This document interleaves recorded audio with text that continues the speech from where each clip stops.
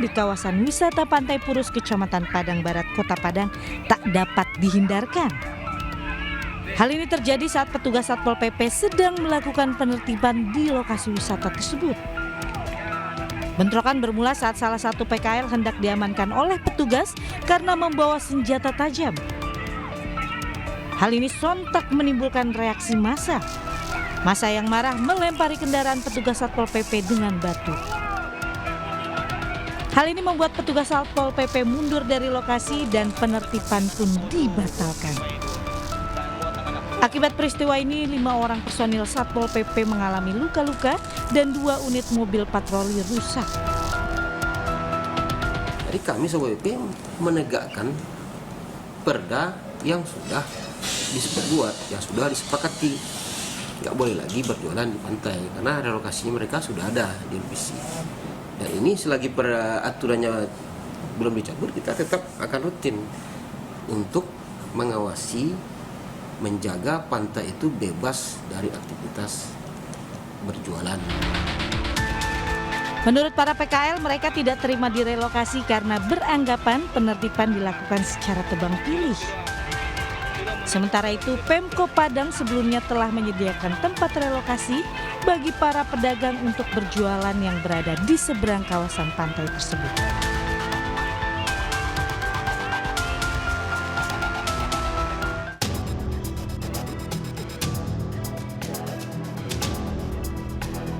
Tim SAR mengevakuasi Sahrul, seorang pendaki yang mengalami patah tulang kaki usai terjatuh di tebing jalur pendakian saat mengikuti upacara Hari Ulang Tahun Republik Indonesia ke-77 di Gunung Bawakarai, Goa, Sulawesi Selatan. Sedangkan seorang pendaki lainnya, Mihdad, alami sesak nafas akibat kekurangan oksigen. Jalur pendakian yang ekstrim membuat petugas kesulitan mengevakuasi korban. Proses evakuasi berlangsung selama 5 jam. Korban yang berhasil dievakuasi dibawa ke Puskesmas Tinggi Moncong untuk mendapat pertolongan medis. Kami harap setelah maghrib ini seluruh tim yang ada dari puncak sampai pos 5, pos 8 dan Lembarama semua sudah berkumpul di kaki Gunung Bawakarai untuk kita laksanakan evaluasi. Untuk beberapa pendaki yang mengalami kekurangan oksigen, sementara kita proses evakuasi. Saat ini tim juga dengan ambulans sudah menuju ke titik akhir untuk melaksanakan proses evakuasi. Dari data Posko Siaga Merah Putih Gunung Bawakarai, sebanyak 2.065 orang melakukan pendakian untuk merayakan Hari Kemerdekaan.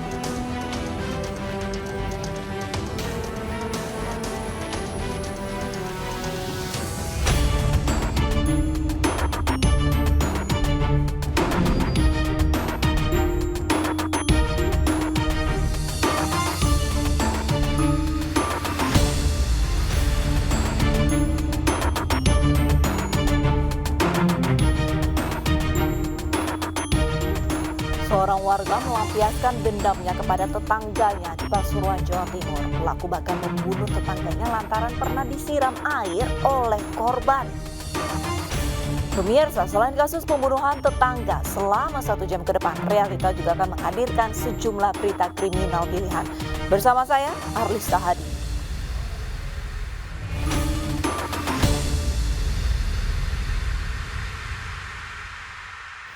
Informasi pertama dari Madiun, Jawa Timur, pemirsa. Kasat Lantas Polres Madiun marah-marah di hadapan wartawan setelah mendengar laporan istrinya yang merasa dilecehkan oleh salah seorang jurnalis. Namun belakangan peristiwa tersebut justru membuat Kapolres Madiun meminta maaf atas kesalahpahaman yang terjadi. Tanpa sengaja atau tidak Kasat Lantas Polres Madiun Kota AKP Dwi Jatmiko meminta wartawan yang diduga melecehkan istrinya meminta maaf. Pelecehan tersebut dilaporkan istri AKP Dwi setelah upacara kemerdekaan di alun-alun kota. Sementara menurut wartawan yang menjadi tertuduh, peristiwa pelecehan terjadi karena ketidaksengajaan. Jurnalis Jatim Pos tersebut mengaku dirinya tersandung hingga hampir jatuh dan tidak sengaja memegang anggota tubuh istri Kasat Lantas. Dirinya pun segera meminta maaf kepada istri AKP Dwi. Habis wawancara, upacara pengibaran bendera 17 Agustus di alun-alun Kota Madiun. Nah, setelah wawancara, kemudian kan bubar. Terus kemudian saya ke Sandung, undak-undakan di alun-alun itu, kemudian refleks tanpa sengaja megang hiasan bunga pintu masuk itu. Nah itu kan bukan permanen, jatuh. Nah, pegang itu jatuh terus pegang lagi, nggak tahu ternyata ada orangnya sebelahnya itu. Jadi faktor tidak sengaja. Mendengar peristiwa tersebut, Kapolres Madiun Kota AKBP Suryono meminta maaf atas kesalahpahaman yang terjadi antar anggotanya dengan awak media. Saya selaku Kapolres Madiun Kota, atasan dari yang bersangkutan memohon maaf atas ketidaknyamanan dan kesalahpahaman yang terjadi. Oleh karena itu, nanti akan kami panggil secara khusus yang bersangkutan untuk menjelaskan kepada kami terkait dengan kejadian tersebut. Dan mudah-mudahan ini tidak terulang lagi kejadian yang sama. Sekali lagi saya mohon maaf kepada rekan-rekan sekalian atas ketidaknyamanan dan mudah-mudahan lebih baik lagi ke depan. AKBP Suryono berharap peristiwa tersebut tidak terulang hingga tidak menimbulkan kesalahpahaman. Sementara di Kabupaten Belu, Nusa Tenggara Timur, seorang suami menganiaya istrinya dengan sebuah tombak. Peristiwa yang membuat korban kritis itu dipicu rebutan kartu program Keluarga Harapan.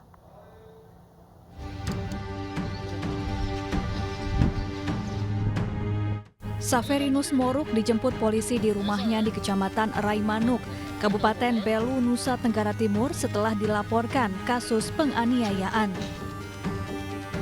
Bersama pelaku, polisi juga membawa sebuah tombak yang digunakan pelaku menganiaya istrinya. Pelaku yang mengakui perbuatannya di hadapan polisi mengatakan dirinya terlebih dahulu terlibat cekcok dengan istrinya, Rosalinda Abuk. Cekcok dipicu rebutan kartu program Keluarga Harapan yang semula dipegang korban. Dalam keadaan emosi, pelaku menombak istrinya sebanyak 5 kali. Korban kini dalam perawatan intensif di rumah sakit. Tengkaran antara korban dengan suaminya ini, mereka suami istri, karena kartu PKH. Karena kartu PKH, suaminya ini ambil kartu PKH, istrinya tanpa sepengetahuan istri. Istri mungkin merasa belum puas, mengusir dia dari rumah. Terus korban langsung bangun, mengangkat tombak dan menikam korban. Istrinya sendiri sebanyak 5 kali, 5 tusukan yang mengakibatkan korban sekarat. Pelaku terancam pelanggaran Undang-Undang Penghapusan KDRT dengan ancaman hukuman penjara maksimal 10 tahun.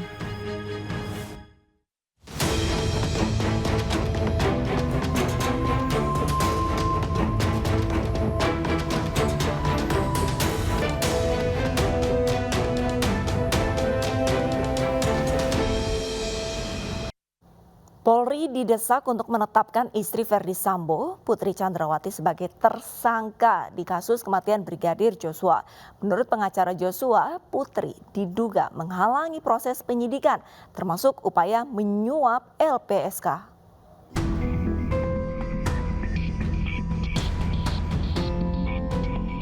Pengacara keluarga Brigadir Joshua Kamarudin Simanjuntak meminta Polri untuk segera menetapkan istri Verdi Sambo Putri Chandrawati sebagai tersangka dalam kasus kematian Brigadir Joshua.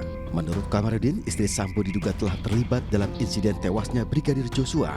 Kamarudin beranggapan Putri Chandrawati diduga telah berusaha untuk menghalangi proses penyidikan termasuk dugaan upaya untuk menyuap LPSK. Jadi kita pikir ini sandiwara semua.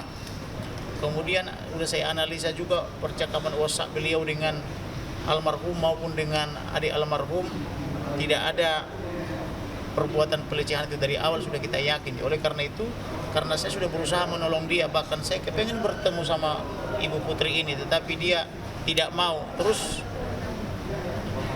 berpura-pura melakukan obstruction of justice juga, persekongkolan jahat juga atau perbuatan jahat, menyebar kebohongan atau hoax juga di tengah masyarakat. Maka demi kepastian hukum, saya minta supaya Ibu Putri segera ditetapkan tersangka. Demikian juga yang lain-lainnya itu yang menghalang-halangi penyidikan maksudnya, yang merusak barang bukti, yang menyembunyikan barang bukti juga harus segera dijadikan tersangka, jangan hanya dikenakan kode etik. Itu intinya. Sebelumnya, Bareskrim Polri resmi menghentikan kasus dugaan pelecehan terhadap istri Ferdi Sambo, Putri Chandrawati, yang diduga dilecehkan oleh Brigadir Joshua. Bareskrim Polri mengaku kasus tersebut dihentikan karena tidak ditemukan peristiwa pidana usai dilakukan gelar perkara. Lembaga Perlindungan Saksi dan Korban LPSK pun menolak dan tidak melanjutkan laporan permohonan perlindungan yang diajukan istri Ferdi Sambo. LPSK menilai ada sejumlah kejanggalan dalam laporan Putri ke LPSK. Meski begitu, tim tetap melakukan pendalaman dan asesmen. Namun tidak ada keterangan yang bisa digali dari Putri saat asesmen. Tim Liputan iNews melaporkan. Sementara itu pemirsa, terkait dugaan gangguan jiwa yang sebelumnya ramai beredar, LPSK memastikan bahwa Putri Chandrawati tidak mengalami gangguan kejiwaan. LPSK menyebut istri Ferdi Sambo mengalami depresi dan trauma serta membutuhkan bimbingan psikologis. Gangguan jiwa ya, tetapi lebih kepada beliau itu masih mengalami depresi dan trauma, sehingga kemudian beliau ini tidak bisa memberikan keterangan lebih lanjut untuk apa yang sudah diketahui sama beliau terkait dengan dua kasus ini, sehingga kemudian kita juga tidak bisa menerima permohonan beliau. Keluarga Brigadir Yosua meminta penyidik mengembalikan uang senilai 62 juta rupiah yang diduga milik almarhum. Orang tua Brigadir Yosua menyampaikan hingga kini barang yang sudah dikembalikan sebatas pakaian almarhum.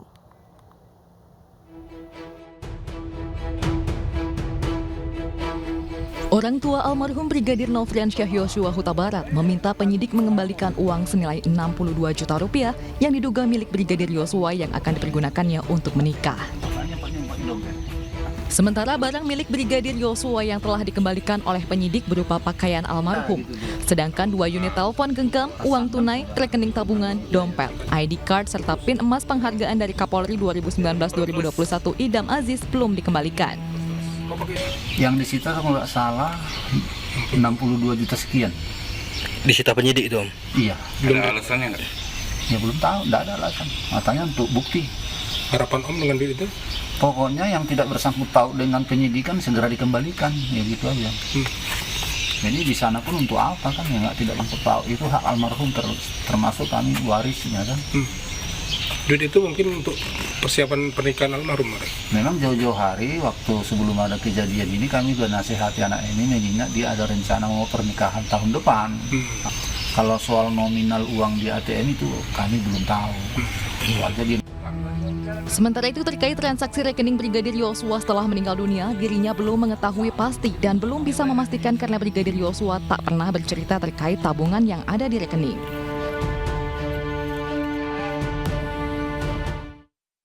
Adanya transaksi dari rekening milik Brigadir Nofriansyah Yosua Huta Barat usai dibunuh oleh atasannya membuat publik bertanya-tanya. Transaksi di rekening milik Yosua itu disampaikan oleh pengacara keluarganya.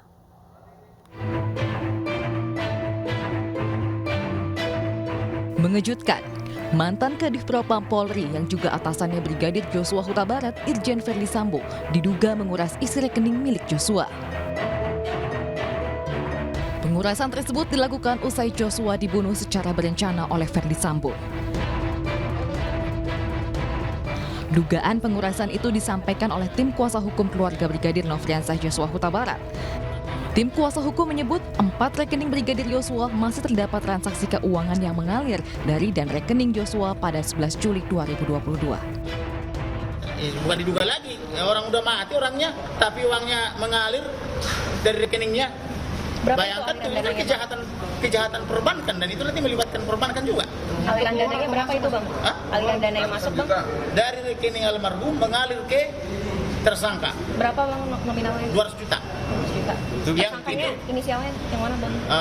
Nanti itu diumumkan nanti sampai biar ada kerjanya. Kalau saya mati, kesannya mereka tidak kerja.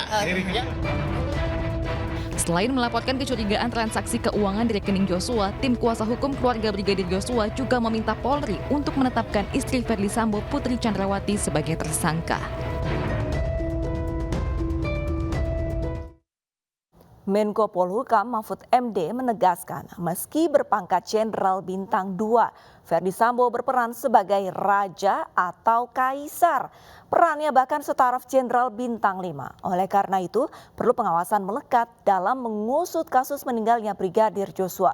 Dan berikut pernyataan Menko Polhukam Mahfud MD dalam dialog eksklusif bersama rekan kami Anissa Dasuki. Jauh ini bagaimana Pak Mahfud melihat kinerja kepolisian terkait kasus ini, Pak? Irjen Sambo dan Brigadir Joshua. Saya harus katakan terus terang, kalau kesimpulan akhirnya penyelesaian yang diambil oleh Kapolri itu sudah sangat proporsional dan cukup cepat. 1 bulan loh selesai dalam kasus yang begini rumit. Dan begitu sensitif ya, Pak? Begitu sensitif dan rumit karena yang melakukan itu adalah pejabat tinggi Polri yang sebenarnya kalau dihitung bintangnya itu seperti bintang 5. Kenapa tuh, Kadif Propam itu bintang 2. Tapi anak buahnya yang bintang 3, kepala bironya itu ada 3 yang seluruhnya tunduk pada ini. Dia yang meriksa atas perintah ini, apakah ini teruskan apa enggak. Atas perintah ini terus ditindak di sini, mau dihukum apa enggak terserah sini. Sehingga rasan-rasannya itu kalau di Polri ya Pak Sambo itu memang praktis bintang 5 karena semuanya takut pada dia. Artinya bisa ditembak pada dia dengan alasan apapun. Nah, itu yang menyebabkan ketika dia melakukan kejahatan lalu dia Pemirsa, publik terus berharap pembunuhan Brigadir Joshua menjadi semakin terang, termasuk motif di balik pembunuhannya. Usai jeda, Realita akan segera kembali dengan informasi pembunuhan tetangga akibat pelaku disiram air. Realita segera kembali.